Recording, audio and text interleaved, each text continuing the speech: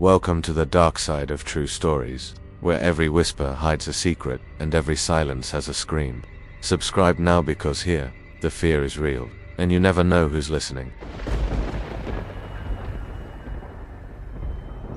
Halloween night had always been a time of excitement for me. As a kid, I would race from house to house, collecting as much candy as possible, reveling in the joy of the costumes, the decorations, and the thrill of the night. But as I grew older, Halloween became more about nostalgia, an excuse to gather with friends and relive those carefree moments. That was until one Halloween that shattered everything I thought I knew about the world. A Halloween that I still think about every year, and one that continues to haunt my dreams. It started like any other Halloween. The chill of the autumn air wrapped around me as I made my way through the familiar streets, my jacket tight against the cold. The moon was full, casting an eerie glow over the neighborhood, and the leaves danced in the wind, swirling along the sidewalk. My friends and I had decided to walk around the neighborhood just like we did when we were younger. No costumes, this time just a group of adults, now far too old to trick-or-treat, but still eager to experience the night. We wandered, chatting and laughing as we passed house after house, admiring the decorations. The neighborhood was well known for its elaborate setups, and there were always people in costumes, ready to greet the few brave souls who still ventured out. But as we walked deeper into the street, I began to notice something strange. The houses started to look different. The lights were dimmer, the air heavier. A faint sense of unease crept into my gut, but I dismissed it. It was just the Halloween atmosphere, the sense of dread that always comes with the holiday. It wasn't until we reached the old house at the end of the block that the true horror began. The house had always been a source of local legend. People said it was haunted, that the previous owners had vanished mysteriously years ago. The windows were dark, the shutters hanging crookedly, and the front yard, although decorated, had a strange, abandoned feel. But what struck me the most that night was the silence. The street was alive with the sounds of distant laughter, the chatter of families, and the crunch of leaves underfoot. Yet here, in front of the house, there was nothing. No sounds at all. I felt my breath catch in my chest as we all paused in front of the house, the atmosphere growing thicker with each passing second. I wasn't the only one who noticed it. My friends exchanged uneasy glances, the jovial energy from earlier now replaced with tension. No one wanted to be the first to speak, but we all knew that something was wrong. "Let's just go inside and take a look," Mark said, breaking the silence. He was always the brave one, the one who dared to explore the weird and the unknown. But tonight, his usual bravado felt different. His voice wavered slightly, and his eyes darted nervously from the front door to the dark windows above. "Are you serious?" I asked, my voice coming out harsher than I intended. My heart was pounding now, the unease turning into something far darker, more primal. There was no way I was stepping foot inside that house, not after everything I had heard about it. Before I could say anything else, the front door creaked open. We all froze, our eyes fixed on the figure that stepped out onto the porch. It was an older man, his face obscured by shadows. But there was something deeply unsettling about the way he stood. His posture was too still, too rigid, and his clothes, though old, looked freshly pressed. "Are you kids here for the party?" His voice was raspy, like he hadn't spoken in years. The words hung in the air, and for a moment, no one responded. We all exchanged looks, each of us wondering the same thing. Is this part of the act? But something in his eyes made me hesitate. There was an odd, almost predatory gleam in them. His smile didn't reach his eyes. We're just walking around," I said, my voice small, betraying the fear that was creeping into my chest. "Ah, I see." The man nodded slowly, his smile widening just a little too much. "Well, you're welcome to come inside. It's Halloween after all." Mark, always the daring one, stepped forward. "Why not?" he said, forcing a laugh. "A Halloween party. Right, let's go." Before I could protest, Mark was already crossing the threshold. The rest of us hesitated, but curiosity got the best of us, and we followed. As soon as we stepped inside, the door slammed shut behind us, startling us all. The air inside the house was thick and stale, like it hadn't been aired out in years. The hallway was dimly lit by a single light bulb hanging from the ceiling, casting long shadows on the walls. I could feel the weight of the silence pressing in, the house suffocating in its stillness. The man led us down a narrow hallway into a dimly lit living room, where an old grandfather clock ticked away in the corner. The room was empty, save for a few dusty chairs and a fireplace that had long since gone cold. The man didn't sit, just stood by the door, watching us with that unnerving smile still plastered on his face. "You can make yourselves comfortable," he said, his voice low, almost hypnotic. "There's food and drink if you're hungry." We stood there, frozen, the atmosphere oppressive. Something felt horribly wrong, and I couldn't shake the feeling that we were not supposed to be there. But before I could speak, a loud bang echoed from upstairs. It was sudden, deafening. We all jumped, turning towards the stairs at the far end of the room. "What the hell was that?" Sarah whispered, her face pale. The man didn't answer. He just stared at us, that same smile never fading. Slowly, he raised his hand and pointed toward the staircase. "Go ahead," he said. "It's Halloween. You'll find what you're looking for." None of us moved. The silence that followed the bang hung heavy in the air, and for the first time, I heard something scratching. It was faint at first, but as it grew louder, I realized it was coming from upstairs. Someone or something was moving. Without thinking, I grabbed Sarah's arm and pulled her towards the door. "We need to leave. Now." Mark, still not fully grasping the gravity of the situation, turned to the man. "We'll just be going now. Thanks for the offer." Before he could finish, the lights flickered, and the temperature in the room dropped, a chill sweeping over us.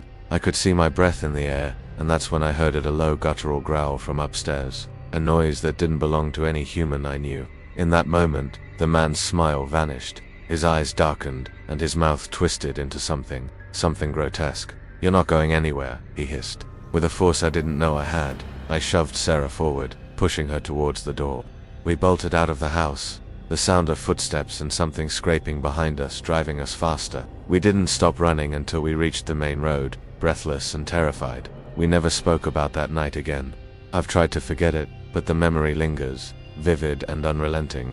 I don't know what was in that house, but whatever it wasn't human. And every Halloween, I feel the weight of its presence, lurking in the shadows, waiting for the next group of unsuspecting souls to stumble upon its door. It was supposed to be a typical Halloween night, one filled with costumes, laughter, and the thrill of roaming the neighborhood, collecting candy. But that night, something went horribly wrong. I remember the first time I noticed something odd. It was the eerie silence that hung over the neighborhood. The usual sounds of kids running and yelling, the distant echoes of laughter and joy, were absent. The air was unnaturally still, as if the entire world was holding its breath. At first, I brushed it off. Maybe people were just celebrating inside their homes this year, but something gnawed at the back of my mind. I was driving alone, heading home after visiting some friends. The road was empty. I hadn't seen a single car for miles. Halloween night was always busy, even late in the evening, but tonight it felt different. I felt a strange unease wash over me as I passed row after row of darkened houses, their lights out, no decorations in sight. The only thing that stood out was a house at the end of the block, an old run-down place that everyone knew was abandoned. No one had lived there for years. But tonight, a flickering light shone from one of the windows. I had never been one to give in to fear, but something about that light, it called to me. Against my better judgment, I slowed down as I passed the house. The light flickered again, as if beckoning me. I hesitated for a moment, then turned down the driveway, the gravel crunching beneath my tires. I got out of the car, my feet crunching the dry leaves scattered on the ground. The house loomed before me, dark and foreboding, the flickering light casting eerie shadows on the peeling paint. The front door creaked open slightly, as if waiting for me. I knew it was stupid to go inside, but curiosity got the better of me. I stepped inside, the smell of mildew and rotting wood filling my nostrils. The dim light came from a lamp on a table in the corner of the room, casting long shadows on the cracked walls. The furniture was old, dusty, abandoned long ago. I looked around, wondering if anyone was here, if there was some explanation for the light, but there was nothing. The silence was deafening. No footsteps, no breathing, just the stillness of the house. Suddenly, I heard a noise from upstairs, a soft thudding, like footsteps. My heart skipped a beat. I was sure no one lived here. The hairs on the back of my neck stood on end, my breath catching in my throat. Someone was up there or something. I should have left. I should have turned and walked out the door, but the curiosity that gripped me kept me frozen in place. The footsteps stopped, followed by the sound of something heavy scraping across the floor, a door opening, then silence again. I turned to leave, but before I could move, a figure appeared at the top of the stairs. A man. His face was obscured by shadows, but I could make out the outline of his body, tall, thin, his posture strange, like he hadn't moved in years. He didn't speak, just stood there, watching me. "Who are you?" I asked, my voice trembling despite myself. The man didn't answer. He just stood there, his eyes unblinking, his mouth slightly open, as if he were about to speak but couldn't. And then I heard a soft whisper, coming from behind me, too faint to understand at first. It grew louder, more insistent, until I could make out the words, get out, dot dot dot. The voice was not the man's. It was distant, coming from somewhere else, somewhere deeper in the house, echoing off the walls. I turned quickly, my heart pounding in my chest, but the room was empty, the whispers were gone. I spun back around, only to find that the man was no longer at the top of the stairs. The space was empty. My mind raced as I fought the urge to run, to flee the house and never look back. But I couldn't move. Something kept me rooted to the spot. The whispers returned, this time louder, more frantic. Get out now. I snapped out of my trance, panic flooding my veins. I bolted for the door, but as I reached for the handle, it slammed shut in my face, as though some invisible force was holding it in place. My heart pounded harder. I pulled at the door, yanking desperately, but it wouldn't budge. I turned to run through the house, but as I did, I saw something that made my blood run cold. At the end of the hallway, standing in the dark, was a woman. Her pale face was almost ghostly, her eyes wide open, unblinking. Her long dark hair hung in messy strands around her face. She didn't move, just stared at me with an empty gaze that seemed to pierce my very soul. My breath caught in my throat. I wanted to scream, but my voice wouldn't come. She began to step forward, one slow, deliberate movement after another, her feet dragging as if something was holding her back. "Stay away from me," I shouted, my voice finally breaking free, but she didn't stop. She kept coming, her movements unnaturally slow, like a marionette on strings. Suddenly, the man appeared beside her, his figure emerging from the shadows. His mouth moved, but no sound came out. Then, just as quickly as they had appeared, they vanished into the darkness. The house felt colder now, the air thick and heavy with a presence that I couldn't explain. I ran to the back door, desperately trying to escape, but it was locked. Every door, every window, I was trapped. The whispers returned, louder now, surrounding me, suffocating me. "You shouldn't have come. You shouldn't have come here." I could feel their presence, pressing in from all sides, like they were closing in, suffocating me, whispering their warnings. I reached for my phone, but it was dead. No signal, no escape. I tried to remain calm, my mind racing, but the air was growing thicker, darker. I felt it bend, something cold brushing against my skin. Something was behind me. I turned around, heart in my throat, and found nothing but the empty, dusty hallway. But the whispers, they wouldn't stop. "Get out." They grew louder, more insistent, until my mind was screaming at me to leave. Finally, I managed to pry open a window and escape through it, tumbling out into the yard. My heart was racing as I sprinted to my car, barely able to think, only driven by the primal urge to escape. I didn't stop driving until I reached home, but even then, I couldn't shake the feeling that I wasn't alone. That night, I locked every door and closed every window, but I knew something followed me. The house, the man, the woman, they were real, and they were still out there, waiting for their next victim. And every Halloween since, I've felt their presence, lurking in the shadows, whispering to me, telling me that I shouldn't have come, that I'm never truly safe. I never went back to that house. But sometimes, when the wind is right and the night is quiet, I hear it again, the whispering voice, "Get out."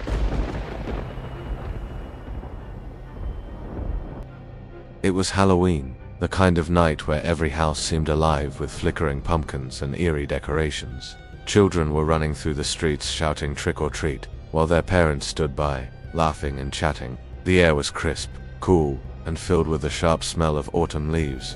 I had no real plans, as usual, just a night of solitude with some horror movies. But that night, everything changed. I live in a small town, a place where everyone knows everyone, the kind of place where, if you're seen walking down the street, you're bound to bump into someone you know.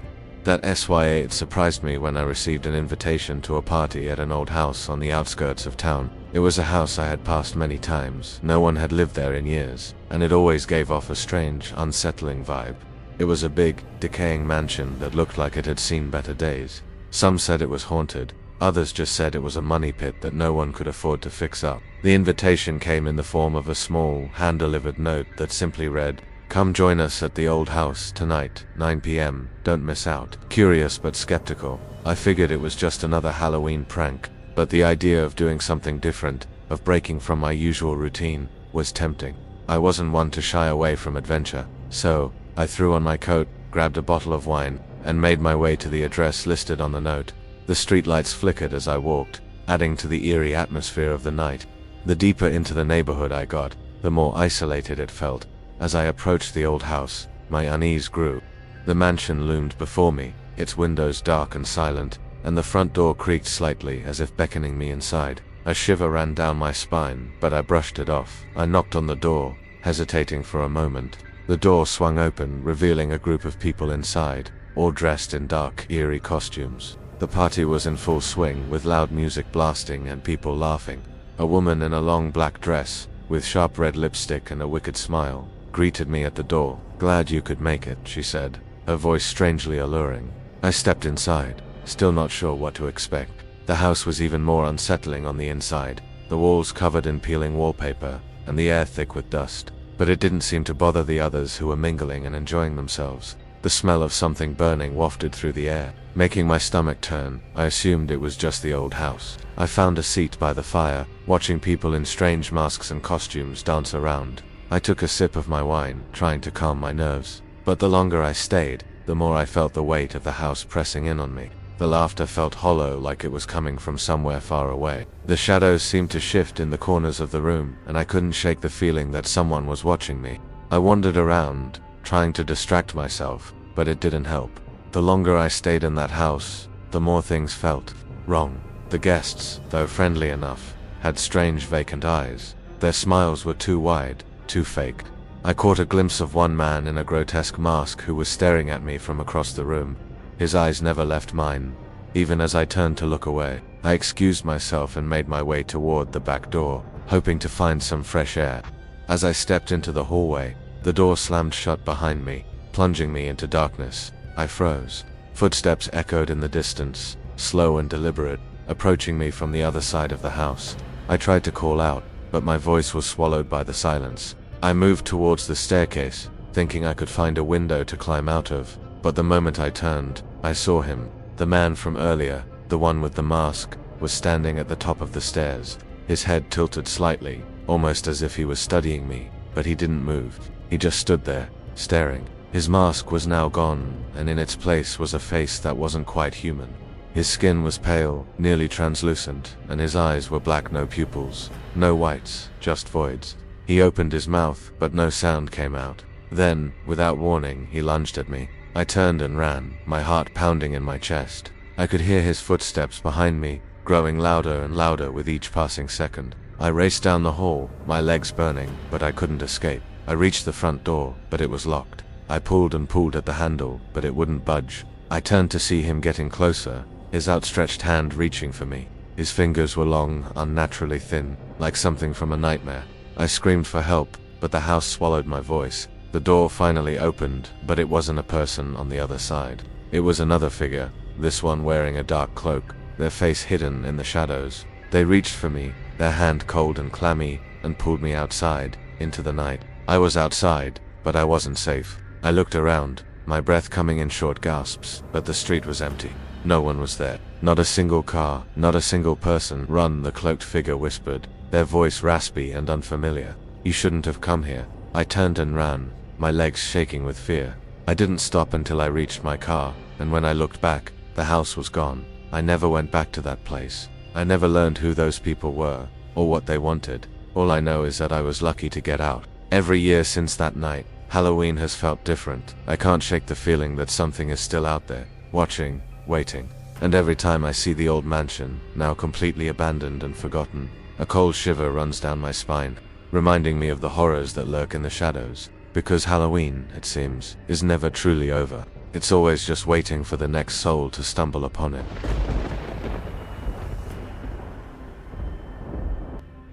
It was Halloween night when everything changed. I had just started my shift at the truck stop, a place that, on any other night, was full of the usual humdrum of long-haul truckers grabbing coffee, refueling, and restocking their supplies. Halloween was no different, or so I thought.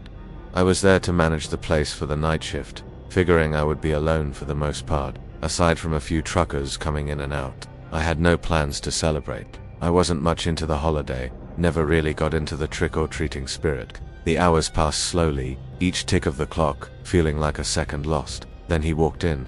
The man was hard to miss, dressed in what I can only describe as a costume, but it wasn't like the usual jokey stuff people wore for Halloween. This man, tall and thin, had on a dirty grey suit and a long black coat, his hair matted and wild, sticking to his face like he hadn't seen a shower in years. His eyes were a piercing shade of blue, almost glowing in the dim light of the gas station.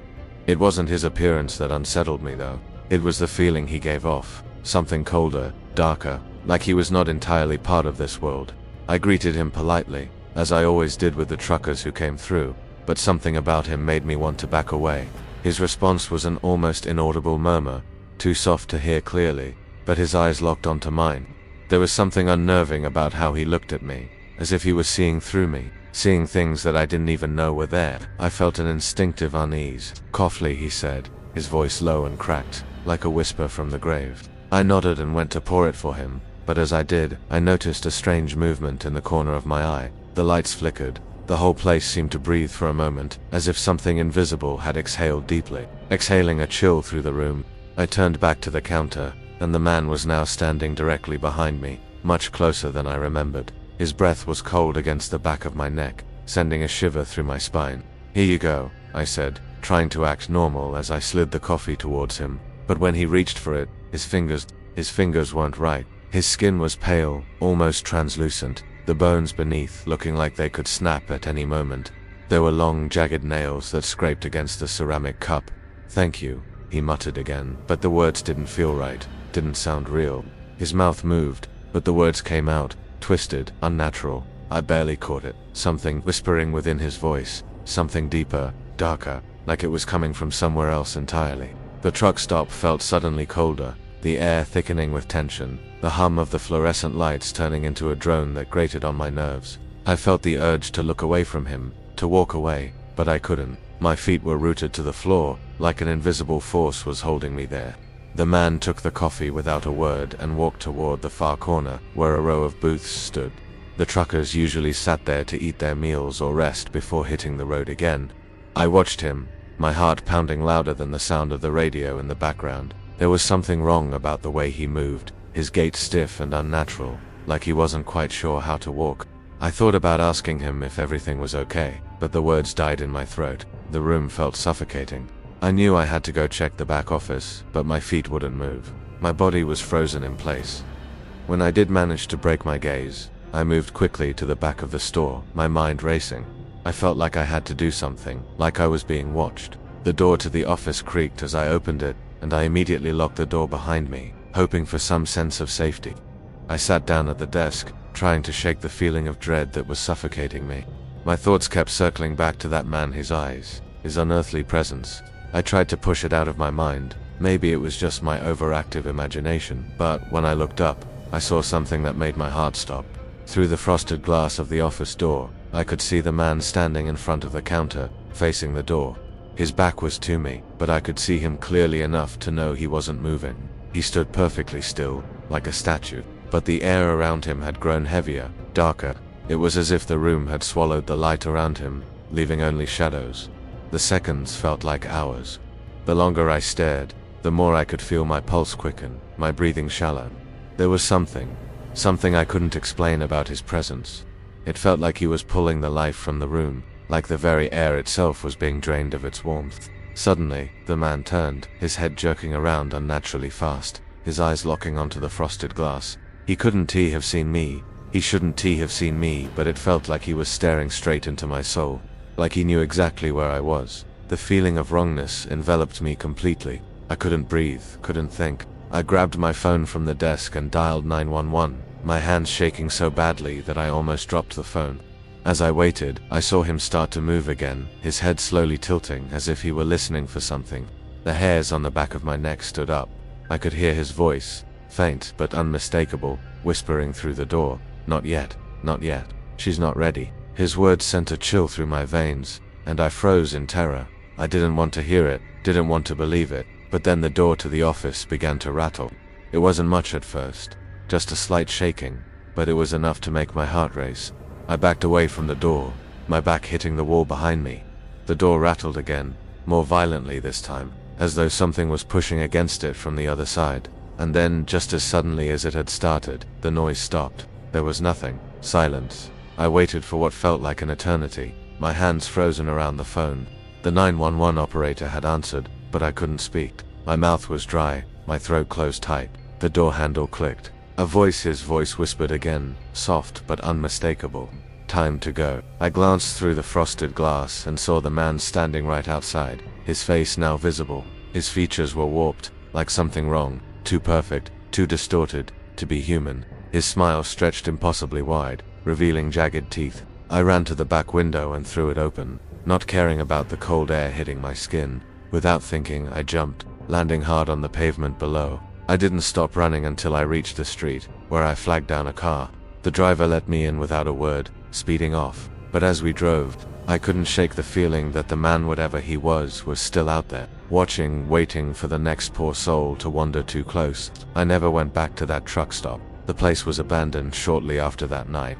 Some say it was because of a robbery, others say it was for reasons the owners would never explain. But I knew whatever that man was, whatever had followed me that Halloween night, it was still out there, and it was always hungry.